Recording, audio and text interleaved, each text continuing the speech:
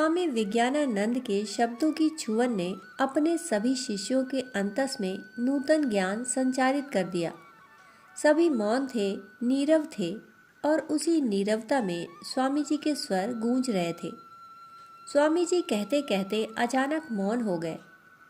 उनके इस मौन में गंभीरता तो थी, परंतु उनकी सघन आत्मीयता के स्पंदन से सभी शिष्य इस नीरवता में भी पुलकित एवं आनंदित थे। स्वामी जी की शिक्षण पद्धति विचित्र थी। अध्यात्म के शिखर पर आरूढ़ स्वामी विज्ञानानंद अपने पुत्रवत स्नेहिल शिष्यों पर अनेक सूक्ष्म प्रयोग करते रहते, जो उनके व्यक्तित्व के विकास के लिए आवश्यक थे, और इसी तरह उनके संपर्क एवं सानिध्य में शिष्यों का सर्वांगीण विकास हो रहा था।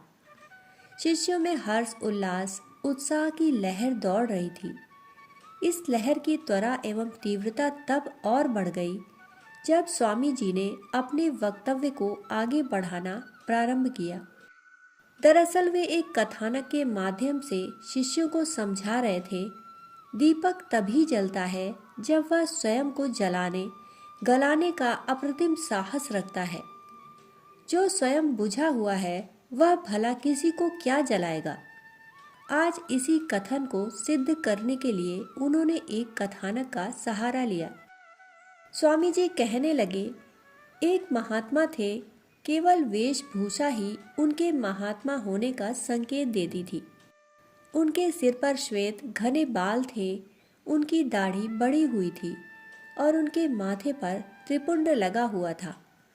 उनके वस्त्र गेरुए थे, वे पैरों में खड़ाऊ पहने थे ताकि उन्हें वीतरागी समझा जा सके। उनके हाथों में कमंडल और चिमटा था, और यह सब इसलिए ताकि उन्हें लोग सन्यासी मान सके। इतना कहकर स्वामी जी अपनी ही विचार श्रृंखलाओं में थोड़ा ठहर से गए। कुछ देर पर उठकर वे बोले, बच्चों, उनके इस आडंबरपूर्ण आचरण का तनिक प्रभाव लोगों पर पड़ता भी था। दुनिया में ऐसे भी बहुत से लोग हैं जिन्हें सिर्फ बाहरी आडंबर ही उचित जान पड़ते हैं, और वे उसी के आधार पर किसी के व्यक्तित्व के प्रति अपनी धारणा बनाते हैं। संयोग ऐसा था कि इन महात्मा जी के पास कहीं से थोड़ी सी सिद्धि भी आ गई, जिसके आधार पर वे कुछ ऐसा कर पाने में या दिखा पाने में सक्षम थे जो सुनने देखने वाले को चमत्कार की तरह प्रतीत होता। जैसे अपने प्रवचन स्थल पर एकाएक ठंडी हवा का झोंका ला देना, इच्छानुसार वस्तुओं को एक स्थान से दूसरे स्थान पर पहुंचा देना आदि। स्वामी विज्ञानानंद आगे बोले, चूंकि सामान्य जन इस चमत्कार रूपी मस्खरी को ही अध्यात्म समझते थे, अतः वे स्वार्थवश या भयवश उनके चरणों में नतमस्तक हो जाया करते। कुछ ऐसे भी थे जो उनके चरणों में धन आदि चढ़ाकर स्वयं को कृतार्थ महसूस करते थे। अनेकों को लगता था कि स्वर्ग तक पहुंचने का यही एकमात्र साधन है। सुनने वाले शिष्यों के मन में जिज्ञासा का उठना स्वाभाविक था। उनमें से एक शिष्य ने प्रश्न किया, गुरुदेव, दुर्भाग्यवश ही सही, पर सामान्य धारणा तो यही है कि सिद्धियों, चमत्कारों का नाम ही अध्यात्म है। सामान्य व्यक्ति इस धारणा से स्वयं को मुक्त कैसे कर सकता है? स्वामी विज्ञानानंद ने प्रश्न का उत्तर देने से पूर्व सहमति में अपना सिर हिलाया। वे प्रश्न पूछने वाले शिष्य को संबोधित करते हुए बोले, पुत्र, तुम्हारी चिंता बहुत हद तक सही है। सामान्य व्यक्ति अध्यात्म को इसी बाजीगरी के आधार पर तौलता है, परंतु अध्यात्म मानवीय चेतना के रूपांतरण का नाम है। जब तक मनुष्य की सोच नहीं बदलती, उसके चिंतन, चरित्र, व्यवहार में पवित्रता, दिव्यता एवं महानता का भाव परिलक्षित नहीं होता, तब तक सिद्धियां हो अथवा बाहरी आडंबर, इनका होना न होना मूल्यहीन है। अपने इसी कथन को आगे बढ़ाते हुए स्वामी जी ने कहा, सिद्धियों की कमी रावण के पास भी नहीं थी और ना ही आतताई कंस के पास। यदि सिद्धियों का होना आध्यात्मिकता की पहचान होता तो हम इन अत्याचारियों को भी उसी श्रेणी में रखते जिस श्रेणी में हम अवतारी सत्ताओं को रखते हैं। जो मानवीय गुण आध्यात्मिक पुरुष को इन बाजीगरों से अलग करता है उसका नाम है मानवता, उसका नाम है इंसानियत। स्वामी विज्ञानानंद की बात अभी जारी थी। वे बोले, जो कथानक मैंने तुम्हारे लिए चुना है उसका आधार यही था। एक दिन इन महात्मा जी के पास कष्ट से पीड़ित एक व्यक्ति पहुंचा। स्वामी जी के बाह्य आचरण से प्रभावित होकर उसने बहुत सा धन उन्हें अर्पित भी कर दिया, परंतु चमत्कारों से कर्म संस्कारों का विपाक थोड़े ही होता है। उसके लिए तो आध्यात्मिक तप ऊर्जा की आवश्यकता है जो उनके पास नहीं थी। इतना कहकर स्वामी विज्ञानानंद ने एक गहरी सांस ली। शिष्यों में से एक शिष्य ने प्रश्न किया, फिर उस इंसान का क्या हुआ गुरुवर? स्वामी जी बोले, पुत्र, जो परमात्मा सारे विश्व की रक्षा करता है वह उस इंसान की भी करता है, परंतु उस इंसान को उन आडंबरी महात्मा के पास ले जाने के पीछे परमात्मा का उद्देश्य भोले भाले लोगों को भ्रमित करने वाले ऐसे लोगों से आगाह कराना था। इसी लीला क्रम में जब उस व्यक्ति की सारी धन संपदा उन तथाकथित महात्मा के आडंबर की भेंट चढ़ गई तो उसे भान हुआ कि उसके साथ कुछ गलत हो रहा है।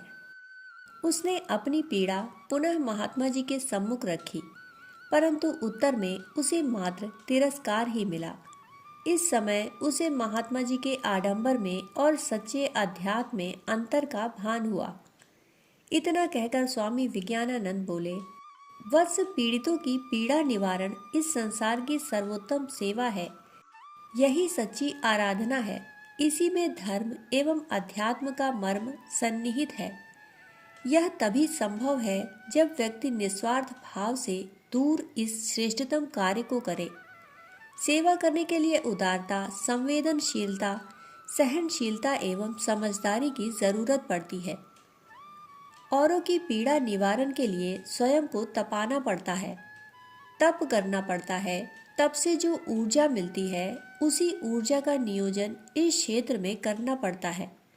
इसलिए इस संसार में जो महापुरुष आशीर्वाद देने में सक्षम एवं समर्थ हुए हैं उन्हें स्वयं को तप की भट्टी में दीर्घावधि तक गलाना ढलाना पड़ा है।